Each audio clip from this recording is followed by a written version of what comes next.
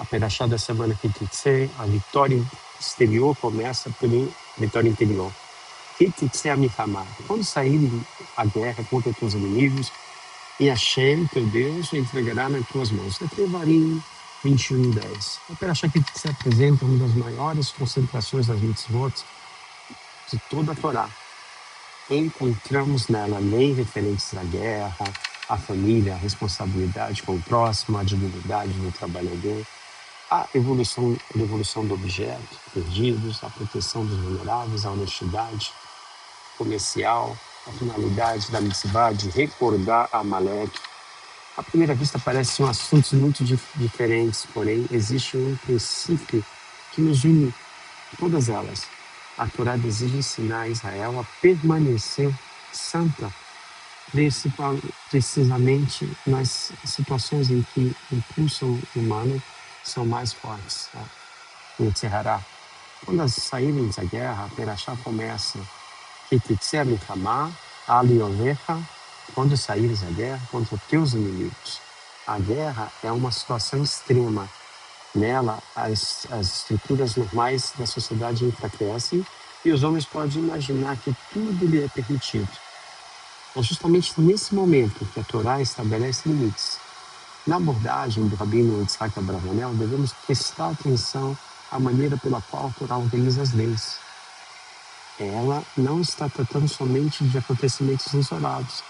Essa forma está formando uma sociedade de Israel, no qual mesmo pode e deve permanecer submetido à vontade de Akadosh Baruch Hu. A verdadeira prova espiritual do homem não acontece apenas quando ele está dentro de uma sinagoga ou de Beit Midrash. Ela acontece quando ele possui poder, desejos e oportunidades. Então, que se revela quem verdadeiramente governa o homem. A mulher cativa. Logo depois da vitória militar, a Torá apresenta o caso da Isha Ifat Toa. Eshet Ifat Toa, que significa a mulher cativa. A Torá não permite que o soldado transforme sua vitória militar numa licença para satisfazer imediatamente os seus desejos. Há um processo, há um tempo, há um limite. E, sobretudo, a mulher não pode simplesmente ser tratada como mercadoria. Caso a relação não prossiga, a Torá proíbe vendê-la ou escravizá-la. Assim, no momento em que o vencedor poderia imaginar que possui poder absoluto sobre o vencido, a Torá diz: não. Também o vencedor está submetido a uma autoridade superior. Hashem entregou o inimigo em tuas mãos, mas isso não significa que Hashem entregou em suas mãos o direito de abandonar a moralidade. Essa é uma mensagem extraordinariamente profunda do Kitzitzé. Uma sequência que nos ensina a responsabilidade. Depois da mulher cativa, a Torá fala da esposa amada e da esposa menos amada, e estabelece que o direito do primogênito não pode ser manipulado pelo sentimento do pai. Em seguida, aparece Ben Zoré e Moré, o filho rebelde.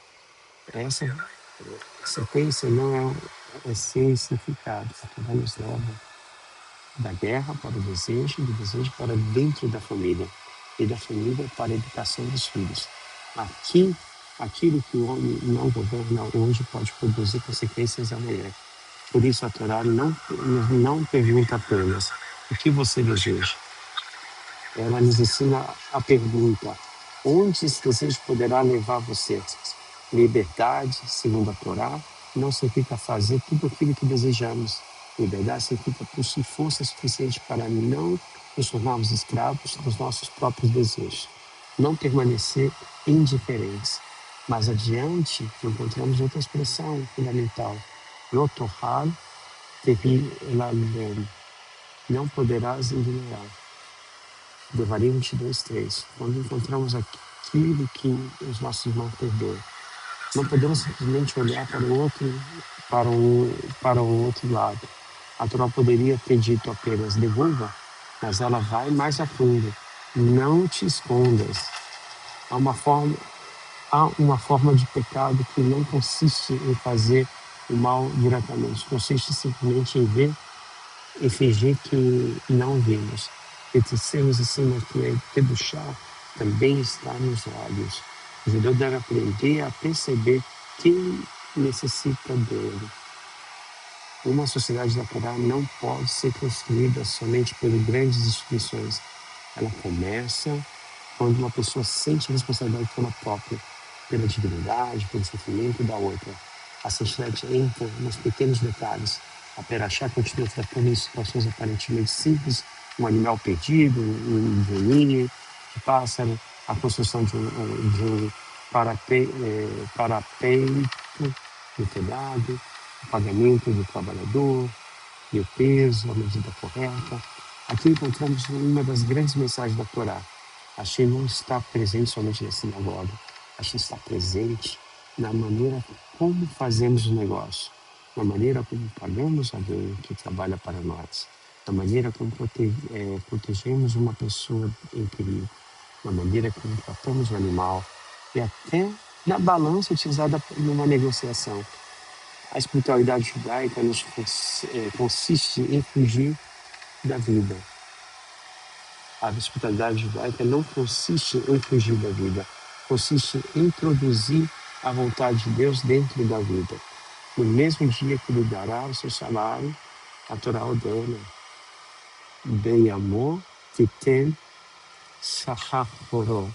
No mesmo dia lhe dará o seu salário, dia 20, Devarim 24:15. Por quê? Porque aquele trabalhador depende dele. A Torá exige que o empregador consiga enxergar o mundo pelo olhar daquele que trabalha para ele. Talvez para o empregador seja apenas um pagamento, mas para o, para o trabalhador pode ser um alimento, para o quem está trabalhando, é um alimento para a sua família. Aqui encontramos novamente o mesmo princípio: possuir poder sobre a outra pessoa cria responsabilidade, e não licença para explorá-lo. Exatamente da mesma educação inicia o campo de batalha. E finalmente Amaleque, a Berachá termina Zahor, Asher, Assá, Lecha, Amaleque. Recorda aquilo que fez Amaleque, Devarim 25:17. Amaleque atacou Israel justamente onde o povo estava vulnerável, atingindo aqueles que estavam enfraquecidos, ficando para trás. Isso é profundamente significativo.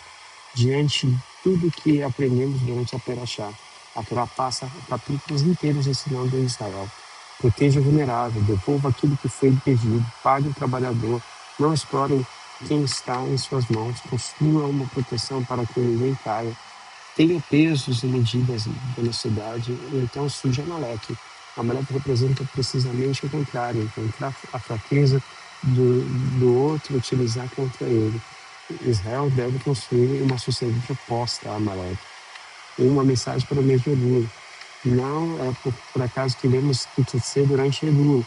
Estamos caminhando em direção ao Rosh Hashanah e Yom Kippur.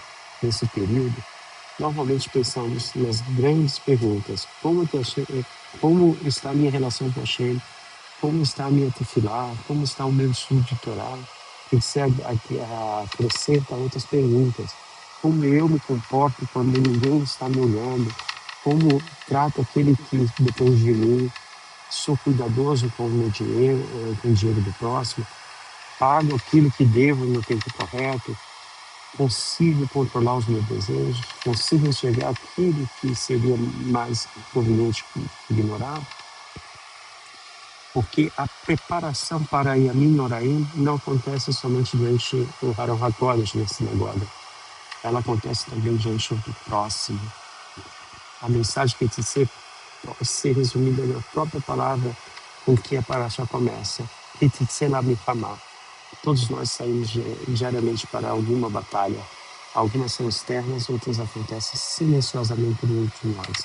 Mas a Torá nos ensina que a maior vitória não é simplesmente colocar o inimigo em nossas mãos.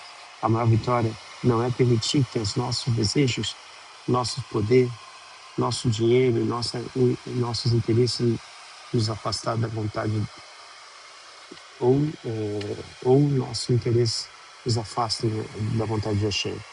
Quando Israel vive Dessa maneira, demonstra que a Torá não é apenas um livro que carregamos, é uma maneira pela qual caminhamos pelo mundo, e talvez seja uma das preparações mais profundas para ouvir.